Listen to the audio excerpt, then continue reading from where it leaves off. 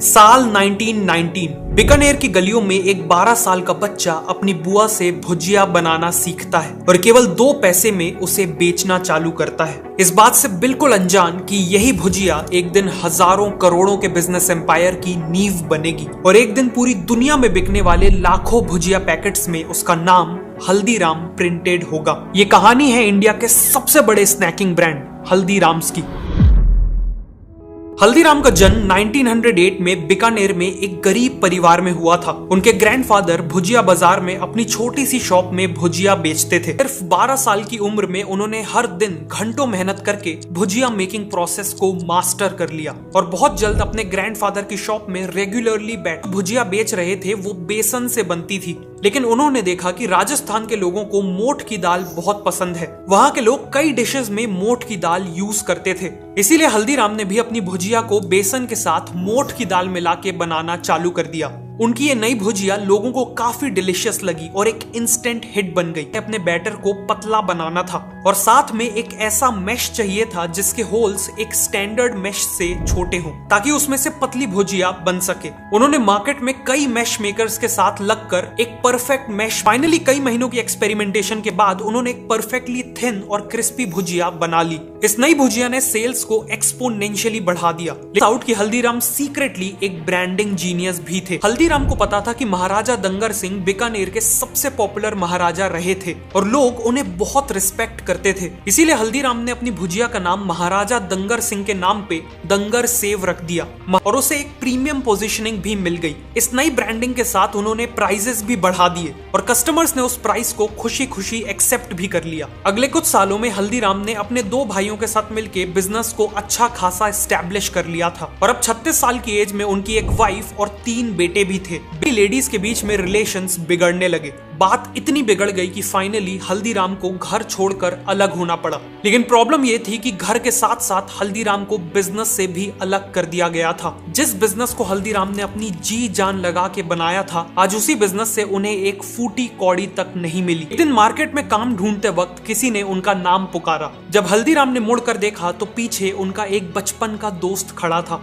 उनका ये दोस्त कई सालों बाद बीकानेर लौटा था। हल्दीराम ने उसे अपनी सिचुएशन के बारे में सब कुछ बता दिया। सालों पहले हल्दीराम ने 200 रुपए देके अपने इस दोस्त की मदद की थी और फॉर्चुनेटली उसने ये एहसान भूला नहीं था। उसने उसी दिन हल्दीराम को 100 रुपए लौटा दिए और यही 100 रुपए हल्दीराम के लिए लाइफ लाइन साबित हुए। सबसे पहले तो उन्होंने अपनी फैमिली के लिए एक छोटा सा घर रेंट पे लिया। काफी डिलीशियस मूंग दाल बनाती थी और बीकानेर के लोगों के लिए भी मूंग दाल एक स्टेपल डिश थी। फिर क्या, उन्होंने मूंग दाल का बिजनेस करने का फैसला लिया। उन्होंने बचे हुए पैसों से मूंग दाल, स्पाइसेस और बाकी आइटम्स खरीदे और एक काम चलाऊ किचन भी सेटअप कर लिया।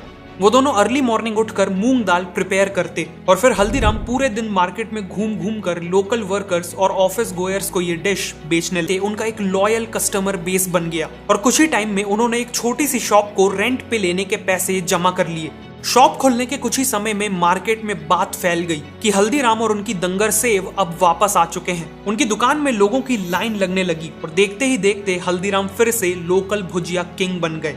अगले कुछ सालों में हल्दीराम ने केवल इसी दुकान को ग्रो करने में पूरा फोकस किया। हल्दीराम अपने एक दोस्त की बेटी की शादी में कोलकाता गए थे। वहां उन्होंने सभी मेहमानों के लिए भुजिया बनाई थी और जब उन्होंने भुजिया खाने के बाद मेहमानों का रिएक्शन देखा तो वो काफी सरप्राइज थे। उन लोगों को भुजिया इतनी पसंद आ रही थी कि वो तारीफ तो कर ही रहे थे, साथ में हल्दीराम को बल्क ऑर्डर्स भी दे रहे थे। हल्दीराम को समझ आ गया था कि कोलकाता में अपने बिजनेस को एक्सपैंड करना एक बहुत बड़ी अपॉर्चुनिटी। 1955 में हल्दीराम ने अपने छोटे बेटे रामेश्वर और अपने सबसे बड़े पोते शिव किशन को कोलकाता में बिजनेस सेटअप करने को भेजा। यहाँ भी उनकी शुरुआत एक छोटे से घर और केवल 8 स्क्वायर फीट की दुकान से हुई। शुरुआत तो स्लो थी, लेकिन इवेंचुअली कोलकाता में भी उनका बिजनेस वर्ड ऑफ माउथ के कारण ग्रो करने लगा और देखते ही देखते वो दिन की 150 से 200 किलो भुजिया बेचने लगे। बंगाली मिक्सचर नाम की नमकीन लॉन्च की जो काफी सक्सेसफुल हो गई। अगले 12 सालों में उनकी शॉप 8 स्क्वायर फीट से बढ़कर 25 स्क्वायर फीट की हो गई और बिजनेस भी हर साल डबल हो रहा था। एक बड़ा शहर होने के कारण कोलकाता ब्रांच का बिजनेस अब बीकानेर ब्रांच से भी बड़ा हो चुका था। 1968 तक हल्दीराम के तीनों बेटे सेटल्ड थे। उनके बड़े बेटे मूलचंद बीकानेर का बिजनेस संभालते थे। सतीदास ने फैमिली से अलग होकर इंडिपेंडेंट शॉप्स खोल ली थी और रामेश्वर लाल कोलकाता बिजनेस चला रहे थे। इसे देखते हुए हल्दीराम ने बिजनेस से सेमी रिटायरमेंट ले ली और वो केवल कभी कभी बिजनेस को सुपरवाइज करने के लिए विजिट्स करते थे। हल्दीराम के सबसे बड़े पोते शिव किशन, जो अभी तक कोलकाता बिजनेस में अपने चाचा के साथ काम कर रहे थे, वो 1968 में नागपुर में हल्दीराम की ब्रांच खोलने का फैसला लेते हैं। नागपुर आके शिव किशन ने देखा कि वहां के लोग बालूशाज, गुजराती पेड़ा, मैसूर पाक और लड्डू जैसे स्वीट्स को बहुत पसंद करते थे। मतलब वहां के लोगों को स्वीट्स तो बहुत पसंद थे। इस अपॉर्चुनिटी को देखते हुए शिव किशन ने नागपुर में भुजिया के साथ साथ अपनी फेवरेट काजू कतली भी बेचना चालू किया। स्टार्टिंग में कस्टमर उसे खरीदने में हेजिटेंट थे, इसलिए शिव किशन अपने कस्टमर्स को फ्री सैंपल्स ऑफर करने लगे। एक बार टेस्ट करते ही लोग काजू कतली के दीवाने होने। शिव किशन ने मलाई लड्डू, रसगुल्ला और रस मलाई जैसे स्वीट्स भी ऑफर करना चालू कर दिए और जाने अनजाने यहीं से शुरुआत हुई थी हल्दीराम्स की इंडियन स्वीट इंडस्ट्री में सबसे बड़े प्लेयर बनने की।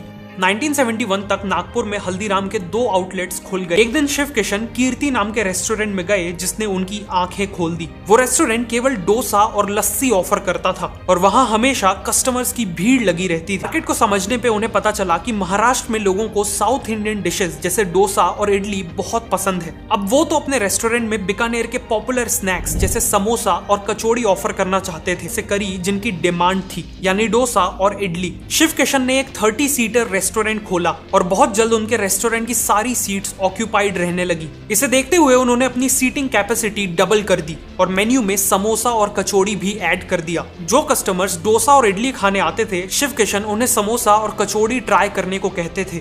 एक बार कस्टमर ने समोसा कचौड़ी टेस्ट कर ली तो उनमें से ज्यादातर लोग उनके रेगुलर कंज्यूमर्स बन गए। अगले कुछ सालों में नागपुर में हल्दीराम्स के मल्टीपल आउटलेट्स खुल चुके थे और इसी के चलते हल्दीराम्स नागपुर में केवल एक भुजिया बिजनेस से बढ़कर एक इंडियन स्नैक्स, स्वीट्स और रेस्टोरेंट बिजनेस में बदल चुका था। रामेश्वर लाल फैमिली बिजनेस स्ट्रक्चर से अलग होके इंडिपेंडेंट हो जाते हैं। एक एग्रीमेंट होता है जिसके अकॉर्डिंग रामेश्वर लाल वेस्ट बंगाल से बाहर बिजनेस नहीं करेंगे और मूलचंद और उनके बेटे वेस्ट बंगाल में एंट्री नहीं लेंगे। वो एक ऐसे शहर में एक्सपैंड करना चाहते थे जो हल्दीराम्स को एक नेशनल लेवल ब्रांड बना देने वाला था और वो शहर था भारत की राजधानी दिल्ली।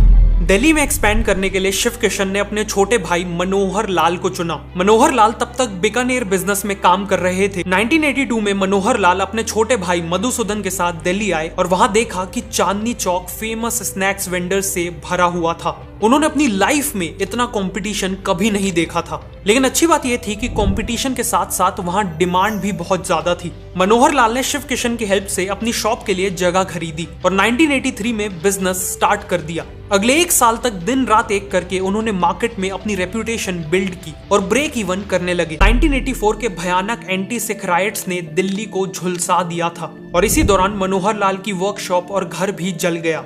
अगले 2 महीने तक हल्दीराम्स का दिल्ली का बिजनेस जीरो पे आ चुका था। उन्होंने नागपुर और बीकानेर से फाइनेंशियल हेल्प ली और दिल्ली में एक नई 300 स्क्वायर फीट की वर्कशॉप एक्वायर की और बिजनेस को रीस्टार्ट किया। उन्होंने जो रेप्यूटेशन बिल्ड की थी वो बहुत काम आई और बिजनेस वापस पिकअप करने लगा, बल्कि एक 2000 स्क्वायर फीट की नई फैक्ट्री भी स्टैब्लिश की और नए आउटलेट्स भी खोले। शिव किशन और मनोहर लाल चाहते थे कि हल्दीराम्स एक वर्ल्ड क्लास कंज्यूमर ब्रांड बने, इंडिया के हर घर के लोग उनके प्रोडक्ट्स कंज्यूम करें।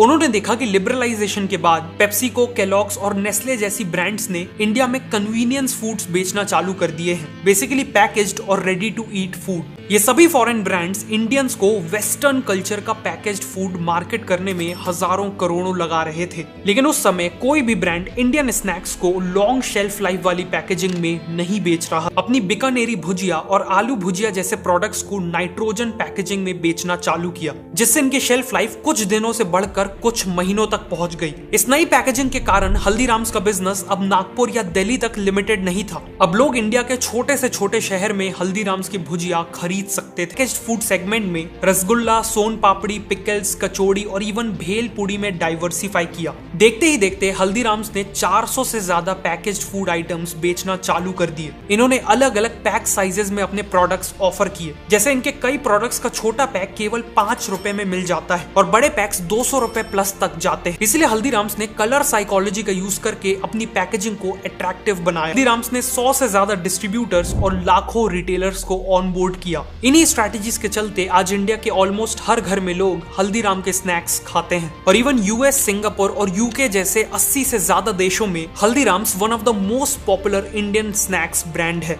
करीब 100 साल पहले हल्दीराम्स की शुरुआत भुजिया को 2 पैसों में बेच के हुई थी और आज उसी हल्दीराम्स ने 9,000 करोड़ से ज्यादा का बिजनेस किया है।